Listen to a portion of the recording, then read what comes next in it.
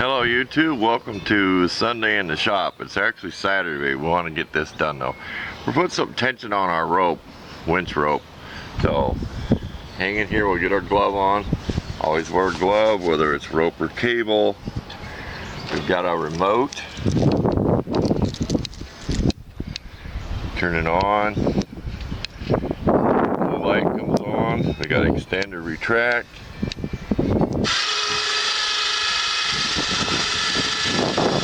Watch it here to make sure it overlaps. You can kind of guide it like this. Okay, we'll stop. See if we're in camera view. Yep, we're still in camera view. We got our magnetic mount here, so we're playing with it, so bear with me. Now the sun's on the screen, but we'll get there. Just hang in there.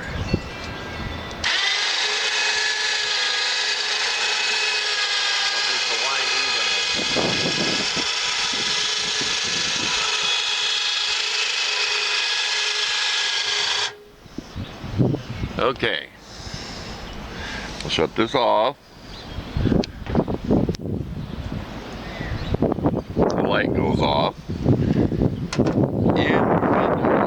we'll take the camera off the thing here, and we'll show you what this looks like. Our little magnetic. I've used it before, but stay tuned. We'll get the camera off the mount here. Okay, here's our little magnetic base for dial indicator, like used on your lathe. And I machined this part, and it was from a cheap tripod, this threaded part. So this was drilled, and there's a little pin in here. So I didn't machine the threads. This came off another piece of equipment, and I did this machining, made that to look better. Goes through there. I had it on the fender of my tractor when I was doing my mulch, but get down there and show you the rope. Okay. Don't be fooled by anybody saying this rope isn't any good, because they use this on four-wheel drives and stuff. This is pretty nice stuff. So it's flat. It kind of goes there on its own. There is many wraps on here. This is over, I don't know what it says in the box, but it has to be over 50 feet. I was clear out to put my finger about where I was in the yard. Tractor would be that far out in the yard, my finger's setting. So it was past the flagpole over there. So that's a long ways from there up to the truck here. So okay, we're done with this part of the job. We'll explain here in a little bit what was wrong with the tractor, why it broke down on us a while back during winter time. Stay tuned. Okay, it's really hard to get out of this tractor and try to explain it. There's a bolt right here, okay, and it goes through. Can you see these double pulleys? You got one here for the motor, then the other one goes back to the transaxle, okay? Well, that swings in a bracket. There's a piece of plate on the inside with a nut, okay? And the bolt just screws in a nut. There's not enough room as it goes through to put an extra nut for a lock nut.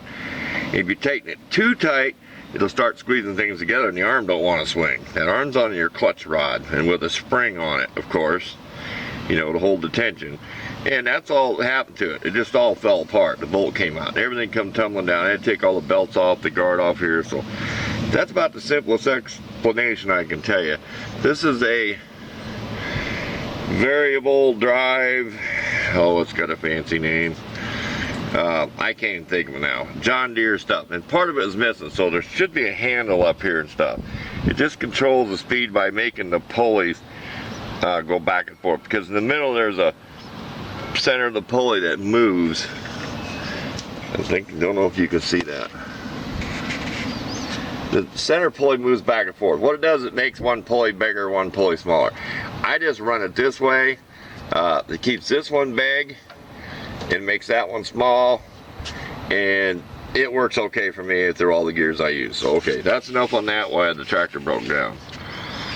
Just so y'all know, it was broke down. I had to pay to have my yard shoveled the last 2 times. So that's what that bowl is on this side of the tractor right there. That's what holds that whole assembly in. It goes all through the arm with the big bushing and everything. So okay, stay tuned. We'll think of something else. It'll probably be Sunday actually before you hear from me again here. So we just wanted to get this part done because it's like 75 plus and actually feels warm out. Oh, there's a bike turn around. if I can get it on film. Well, there he went. Okay, stay tuned. Okay, welcome back, YouTube. It is Sunday. I'm glad I did my stuff on the tractor yesterday because it is cloudy and it will be raining this afternoon or evening. Okay, this is the tag off the rear end of my truck. I know this may be hard to see, but I looked this up on YouTube. I took this to a junkyard years ago because the guy had a book that had all this, so I wasn't about to remember it. Okay, up here, we will take a picture of this. Here, we'll try to get an angle. This is the actual model number. Here's the year, which is 79. Month, figured it was July, I think. And the day. Well, the example showed a 21 when I watched the YouTube video. This is just assembly plant code. This says it's a 9-inch forward rear. It'll be either a 9 or an 8. Okay, here's your gear ratio. Let me get in here again. A 273. Okay, now if there was an L here, it'd mean it was a limited slip, which is another word for posi, which has always confused me. It always has. People, I got a limited, so well, it always confused me. So it's not a posi, and it's pretty high gear ratio. This is what go in a family car, the LTD or the station wagon. So it rolls down the highway good, gets good gas, but I wish it was like a 3, maybe like a 3 something. 370 is getting kind of deep for my use, but pretty good traction out of a 370. You get pretty good torque, I should say, the rear wheels. There's probably like a 307 or 305 I think GM used. Like say you might have had a Camaro or a Nova. I think my Nova had like a 305 or 307. That was a good gear ratio. Low enough to get you going quick.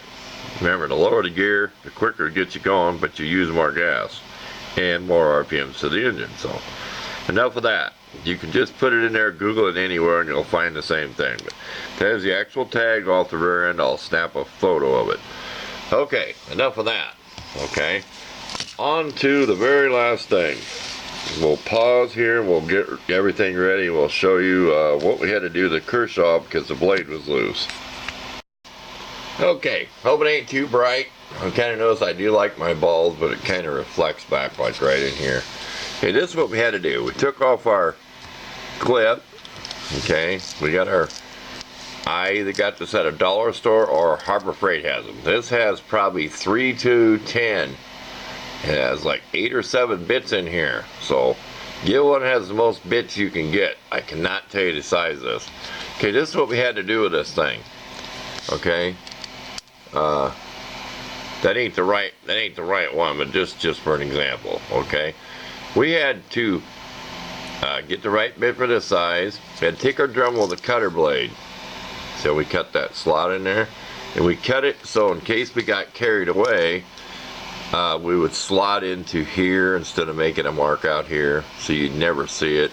You still don't want to cut into your threads. Okay. Now what we did, beware if you're going to do this. We took this bit, okay, and we clamped it in our vise. And we had the knife up against it like this. And we took a lot of force to get this loose. And we had a little bit bigger screwdriver. When we got it out, we noticed it had white like Loctite on it, not blue. You'll see like blue, like say maybe these screws, you might see the blue. This stuff was white.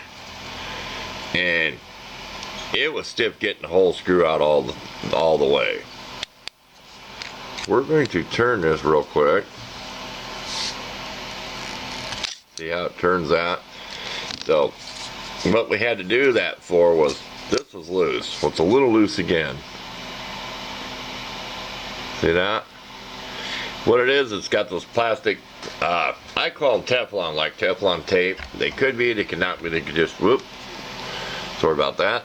It could just be some white plastic. So we're going to do the same thing. This time we'll just be able to use the right bit. Okay. And use the screwdriver there. So that's all there is to that. Just beware if you're going to do this, because that was all flat. They did not want you to mess with this knife. I've had this whole thing apart, except I did not take the liner out away from the outside scale, the handle where the spring is in there. There is a rod wire type, well, it's like a piece of wire bit spring in these. I did not take that out, but I did take the sides off and clean everything, so that just about covers it. I don't think I need to show tightening that up, but I will be tightening up again before I put the handle back on. So these are a handy tool. Like I said, this probably has size 3 to 10 or whatever. Try to find one of these. Harbor Freight has one. They also have a screwdriver in the pack that has Phillips and straight. Cross type Phillips, I call it, or the Torx. So you get 2 screwdrivers in one pack. So there's another choice to find this tool right here. So, thanks for watching this weekend. Hope y'all have a good week.